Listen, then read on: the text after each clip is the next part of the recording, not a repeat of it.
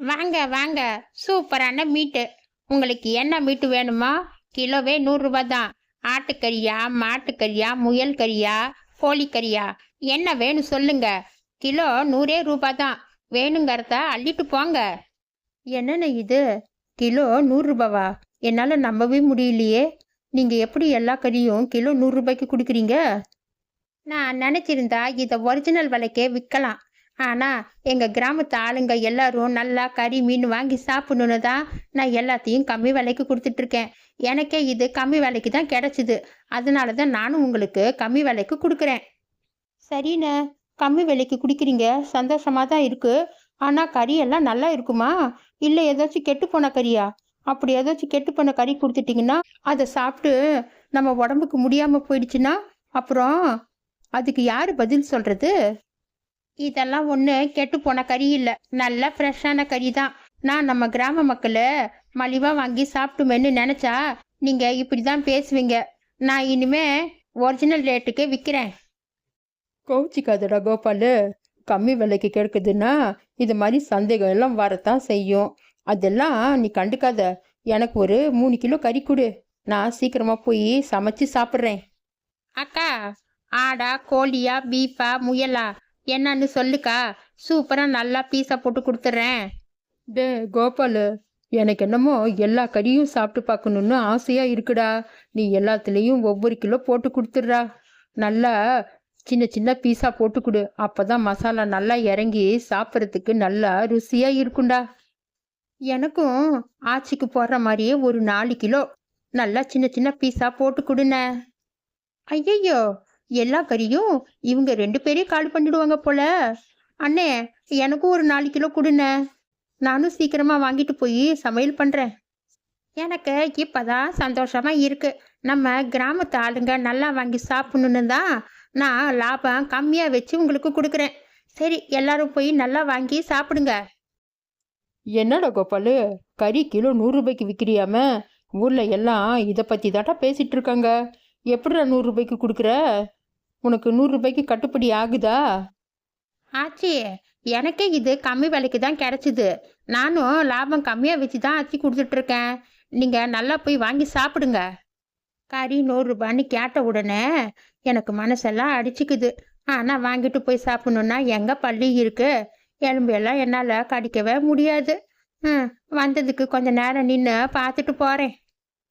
இதை பாரு ஆச்சி, நான் கொத்துக்கறி பட்டுறதுக்கு மிஷின் எல்லாம் கூட வச்சிருக்கேன்.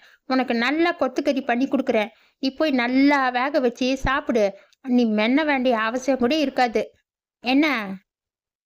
சரிடா ராசா, நான் அப்படியே பண்ணுறேன்.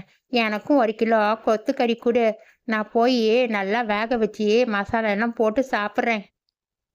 டா கோபாலு, இவங்களுக்கு கொடுத்துட்டு மிச்சம் இருக்கிற கறியெல்லாம் எனக்கு கொடுறா. நான் எடுத்துகிட்டு போய் நைட்டு கடை போடுறேன்.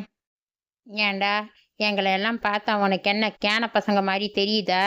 உனக்கு எவ்வளவு தைரியம் இருந்தா கெட்டு போன கறியை கொண்டு வந்து விற்ப? இதெல்லாம் சாப்பிட்டா உடம்புக்கு ஒத்துக்குமா?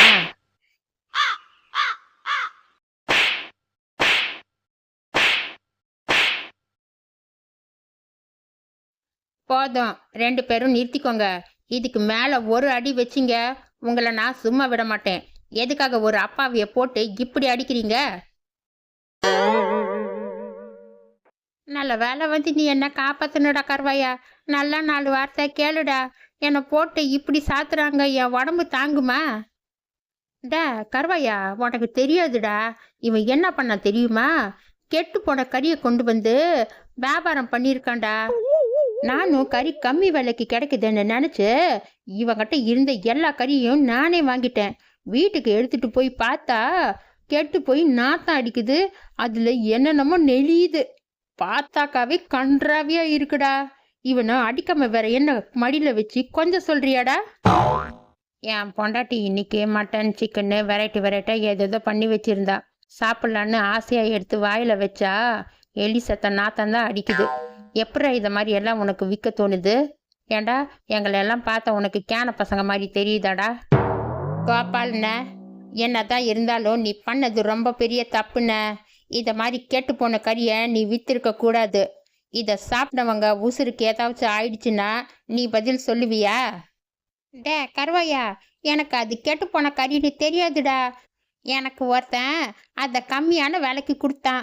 சரி, நம்ம ஊர்க்காரங்களுக்கு கம்மி விலையில கொடுக்கலான்னு தாண்டா நான் கம்மி விலையில கொடுத்தேன். மற்றபடி நான் எந்த கெட்ட நோக்கத்தோடையும் இது கொடுக்கலடா.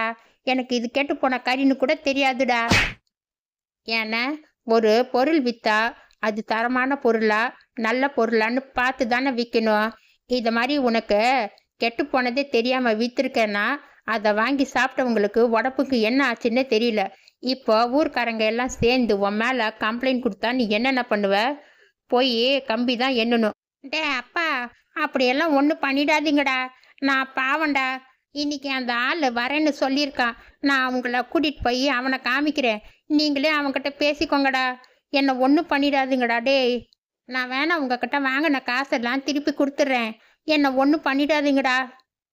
யா சேகரு, நீயும் தானே கம்மி விலைக்கு கிடைக்குதுன்னு இவன்கிட்ட கண்ணை மூடிட்டு எல்லா கறியையும் வாங்கின. இவனும் ஒன்ன மாதிரி தான் வாங்கியிருப்பான். இவனை சொல்லி ஒன்றும் குத்தம் இல்லை. இப்போ நீ வந்து பேசுகிற. சரி சரி, வாங்க நம்ம 3 பேரும் போய் யார் அந்த ஆள் என்னன்னு பார்க்கலாம். டே கருவையா, நேற்று அந்த ஆளை நான் இங்கே தாண்டா பார்த்தேன். அவன் கோட்டு சோட்டு எல்லாம் போட்டுட்டு நல்லா பார்க்கறதுக்கு ராசா மாதிரி இருந்தான்டா. அவன் தான் சொன்னான், இதெல்லாம் டைரெக்டாக நான் பண்ணையிலேருந்து வாங்கிட்டு வரேன். இது எக்ஸ்பிரி ஆகிறதுக்கு இன்னும் ஒரு 5 நாள் இருக்குது. இதை நீங்கள் நாளைக்கு எல்லாத்துக்கும் விற்றுடுங்க. இதை சாப்பிட்டா உடம்புக்கெல்லாம் ஒன்றும் ஆகாது அப்படின்னு சொன்னான்டா. அதனால தாண்டா நான் வாங்கி விற்றேன்.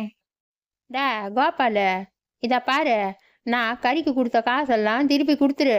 இல்லை நான் உன்னை போலீஸ் ஸ்டேஷனில் கம்ப்ளைண்ட் கொடுத்து உள்ளே உக்கார வச்சுடுவேன். ஞாபகம் வச்சுக்கோ. கொஞ்ச நேரம் 2 பேரும் வாயை மூடுறீங்களா? நாம் இப்படி சண்டை போட்டுட்டு இருந்தா இங்கே யாரும் வரமாட்டாங்க. நம்மளை பார்த்து பயந்து ஓடிடுவாங்க. கொஞ்ச நேரம் வாயை மூடிட்டு நில்லுங்க. கோபால், என்ன 2 பேரை கூட்டிகிட்டு வந்து நின்றுட்டு இருக்கீங்க? ஏதாச்சும் பிரச்சனையா? அட, நாங்களும் உங்கள் கூட பிஸ்னஸ் வச்சுக்கலான்னு இருக்கோம்.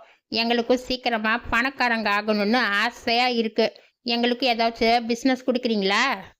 கண்டிப்பாக நான் உங்களுக்கு பிஸ்னஸ் கொடுக்குறேன். ஆமாம், நேற்று உங்களுக்கு பிஸ்னஸில் நல்ல லாபம் கிடச்சிருக்கும் இல்லை? இன்னைக்கு நான் உங்களுக்கு வேற ஒரு ப்ராடக்ட் கொடுக்குறேன். அது நீங்கள் விற்றீங்கன்னா உங்களுக்கு நிறைய லாபம் கிடைக்கும். அப்படியா? அது என்னன்னு சொல்லுங்க, எனக்கு கேட்கறதுக்கு ரொம்ப ஆர்வமாக இருக்கு. நான் உங்களுக்கு அந்த ப்ராடக்டை ரொம்ப கம்மி விலைக்கு கொடுக்குறேன். நீங்கள் அதை சேல்ஸ் பண்ணிங்கன்னா உங்களுக்கு கண்டிப்பாக நிறைய லாபம் கிடைக்கும். அது ஒன்றும் இல்லை, மைனஸ் தான். ஒரு பாட்டில் மைனஸ் நீங்கள் 50 ரூபாய்க்கு விற்றீங்கன்னா கூட உங்களுக்கு கொள்ள லாபம். ஆனால் நான் உங்களுக்கு ஒரு பாட்டில் மைனஸ் 10 ரூபாய்க்கு தான் கொடுப்பேன். என்ன டீல் ஓகேவா? மைனஸ் எல்லாம் பேன் பண்ணிட்டாங்கன்னு நான் கேள்விப்பட்டேன். மைனஸ் சாப்பிட்டா உடம்புக்கு கெடுதுன்னு சொல்கிறாங்க. அதை நம்ம விற்றா ஒன்றும் பிரச்சனை ஆகாதா? சிட்டியில் இருக்கிறவங்களுக்கு விற்றாதான் பிரச்சனை ஆகும். இந்த கிராமத்தில் மைனஸ்னாவே யாருக்குமே தெரியாது. இதை நீங்கள் ரொட்டிக்கு போட்டுட்டு சாப்பிடுங்க, நல்லா இருக்குன்னு சொல்லி விற்றாக்காவே போதும். எல்லாம் வந்து சந்தோஷமாக வாங்கி சாப்பிட்டுக்குவாங்க. உங்களுக்கும் எந்த பிரச்சனையும் வராது. நீங்களும் நல்லா பணத்தை சம்பாதிக்கலாம். ஆனால் இதை மட்டும் டவுனில் விற்றீங்கன்னா நீங்கள் மாட்டிக்குவீங்க. அதனால் நீங்கள் இந்த கிராமத்தில் மட்டும் இந்த ப்ராடக்டை சேல் பண்ணுங்க. ஏண்டா பேமானி பையில, எக்ஸ்பிரி டேட் ஆன பொருளை எல்லாம் கொண்டு வந்து எங்கள் கிராமத்துக்காரங்க தலை மேலே கட்டுறியா? உனக்கு எவ்வளோ தைரியம்? அண்ணே, 2 பேரும் அவனை ரவுண்டு கட்டுங்க. இன்னைக்கு ஒரு கை பார்த்தலாம்.